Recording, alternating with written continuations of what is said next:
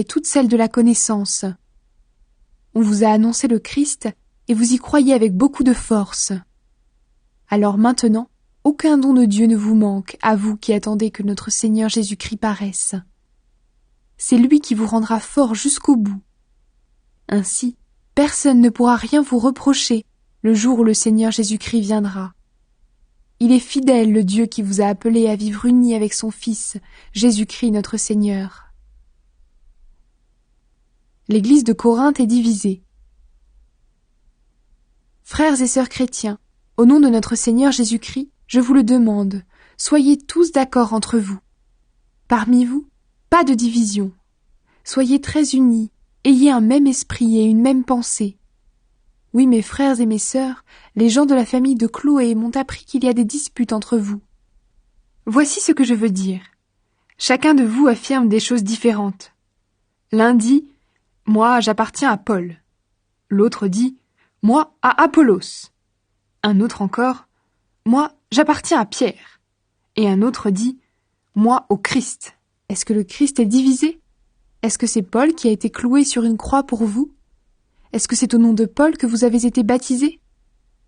Je remercie Dieu parce que je n'ai baptisé aucun de vous, sauf Crispus et Gaius. Alors personne ne peut dire que vous avez été baptisés en mon nom. Ah si, j'ai baptisé aussi la famille de Stéphanas. En tout cas, je ne crois pas avoir baptisé quelqu'un d'autre. Le Christ ne m'a pas envoyé baptiser, mais il m'a envoyé annoncer la bonne nouvelle sans me servir des paroles de la sagesse humaine. Ainsi, la mort du Christ sur la croix ne perd pas son pouvoir. Jésus-Christ, puissance et sagesse de Dieu. Oui, le message de la croix est une folie pour ceux qui perdent leur vie loin de Dieu. Mais pour ceux que Dieu sauve, c'est-à-dire pour nous, il est puissance de Dieu.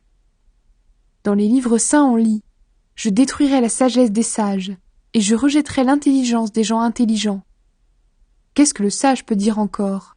Et l'homme instruit. Et c'est lui qui discute bien dans ce monde. Qu'est-ce qu'ils peuvent dire encore ? Dieu a montré que la sagesse de ce monde est une folie. En effet, le monde avec sa sagesse n'a pas reconnu Dieu en voyant la sagesse de Dieu. Alors Dieu a décidé de sauver ceux qui croient grâce au message que nous annonçons. Et ce message semble fou.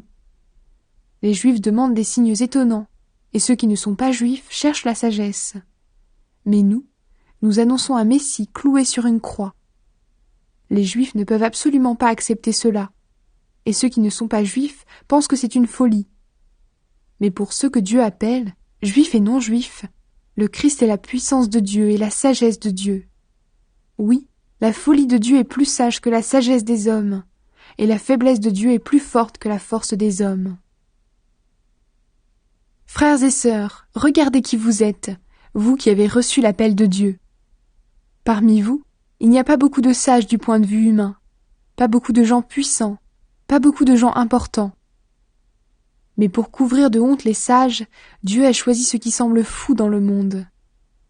Pour couvrir de honte ce qui est fort, Dieu a choisi ce qui est faible dans le monde. Pour détruire ce qui est important, Dieu a choisi ce qui est petit dans le monde. Il a choisi ce qu'on méprise, ce qui n'est rien du tout. Dieu a fait cela pour que personne ne puisse se vanter devant lui. C'est lui qui vous a unis au Christ Jésus, et le Christ est devenu pour nous la sagesse qui vient de Dieu. Par lui, Dieu nous rend justes, il nous choisit pour lui, et il nous libère du péché. Alors, comme les livres saints le disent, si quelqu'un veut se vanter, qu'il se vante à cause du Seigneur. Paul a annoncé le Christ cloué sur une croix. Moi-même, frères et sœurs chrétiens, je suis venu chez vous pour vous annoncer le projet caché de Dieu. Mais je ne l'ai pas fait avec des paroles compliquées, ni avec des connaissances extraordinaires. En effet, au milieu de vous, je n'ai rien voulu savoir, sinon Jésus-Christ, et Jésus-Christ cloué sur une croix. Moi-même, devant vous, j'ai été faible, j'avais peur, je tremblais. Ma parole et mon enseignement n'avaient rien à voir avec les discours convaincants de la sagesse humaine. Mais c'est la puissance de l'Esprit Saint qui apparaissait clairement dans ce que je disais. Ainsi, votre foi ne peut pas s'appuyer sur la sagesse humaine, mais sur la puissance de Dieu. La sagesse de Dieu. Pourtant, C'est bien une sagesse que nous enseignons aux chrétiens adultes dans la foi. Mais cette sagesse n'est pas la sagesse de ce monde. Ce n'est pas la sagesse des puissances mauvaises de ce monde qui seront détruites. Nous enseignons la sagesse mystérieuse de Dieu qui était restée cachée. Mais avant que le monde existe, Dieu avait préparé cette sagesse pour nous donner de la gloire. Aucune puissance mauvaise de ce monde n'a connu cette sagesse. Si ces puissances l'avaient connue, elles n'auraient pas fait clouer sur une croix le Seigneur plein de gloire. En effet, les livres saints disent « Il y a des choses que les yeux ne voient pas, les oreilles ne les entendent pas, les êtres humains n'y ont jamais pensé. Eh bien, ces choses-là, Dieu les a préparées en faveur de ceux qui ont de l'amour pour lui. Et c'est à nous que Dieu les a fait connaître par l'Esprit Saint. En effet, l'Esprit Saint connaît tout, même les secrets les plus profonds de Dieu. Les secrets d'une personne humaine, qui les connaît? Personne, sauf l'esprit humain qui est en elle. De même les secrets de Dieu, qui les connaît? Personne, sauf l'Esprit de Dieu. Nous n'avons pas reçu l'Esprit du monde, nous avons reçu l'Esprit qui vient de Dieu. Alors nous pouvons reconnaître les dons que Dieu nous a faits. Nous ne parlons pas de ces dons avec les mots que la sagesse humaine enseigne, nous en parlons avec les mots que l'Esprit de Dieu nous enseigne. Ainsi nous expliquons les choses de l'Esprit de Dieu avec les mots qui viennent de cet Esprit. Celui qui pense seulement de manière humaine n'accepte pas ce qui vient de l'Esprit de Dieu. Pour lui, c'est une folie, et il ne peut pas comprendre cela. Oui, c'est seulement l'Esprit Saint qui permet de bien juger ces choses. Et celui qui a l'Esprit Saint peut juger de tout, mais lui, personne ne peut le juger. Les livres saints disent « Qui connaît la pensée du Seigneur? Qui peut lui donner des conseils ?» Eh bien nous avons la pensée du Christ. Les chrétiens appartiennent au Christ. Pour moi, frères et sœurs chrétiens, je n'ai pas pu vous parler comme à des personnes qui ont l'Esprit Saint. Je vous ai parlé seulement comme à des personnes faibles, à des chrétiens qui sont encore des bébés dans la foi. Je vous ai donné du lait à boire et non une nourriture solide, parce que vous ne pouviez pas la supporter. Même maintenant, vous ne pouvez toujours pas la supporter, parce que vous êtes encore faible. En effet, parmi vous, il y a de la jalousie et des disputes. Alors est-ce que vous n'êtes pas des gens faibles? Est-ce que votre façon de vivre n'est pas encore bien humaine? Quand l'un de vous dit « Moi j'appartiens à Paul », quand un autre dit « Moi j'appartiens à Apollos », est-ce que ces paroles ne sont pas encore bien humaines? Apollos c'est qui? Et Paul c'est qui? Nous sommes seulement des serviteurs de Dieu.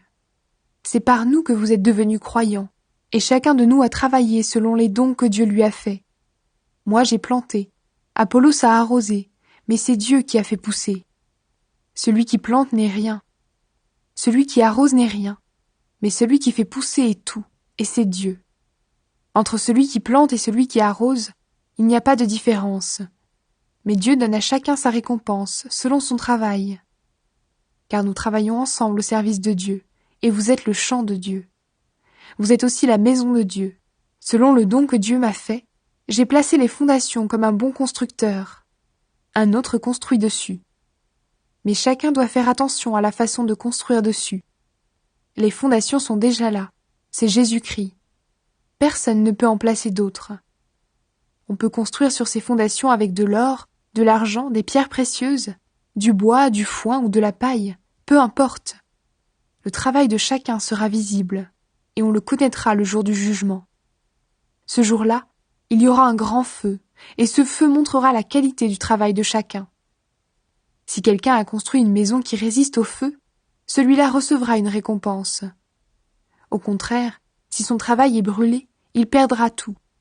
Lui, il sera sauvé, mais comme quelqu'un qui traverse le feu pour s'échapper. Vous êtes le temple de Dieu, et l'Esprit de Dieu habite en vous. Vous ne savez donc pas cela? Si quelqu'un détruit le temple de Dieu, celui-là, Dieu le détruira. Oui, le temple de Dieu est saint, et ce temple, c'est vous. Personne ne doit se tromper sur soi-même. Si quelqu'un parmi vous se prend pour un sage, à la manière des gens de ce monde, qu'il devienne fou pour être vraiment sage. En effet, la sagesse des gens de ce monde est une folie pour Dieu. C'est pourquoi les livres saints disent « Dieu attrape les sages au piège de leurs mensonges ». Ils disent aussi « Le Seigneur connaît les pensées des sages,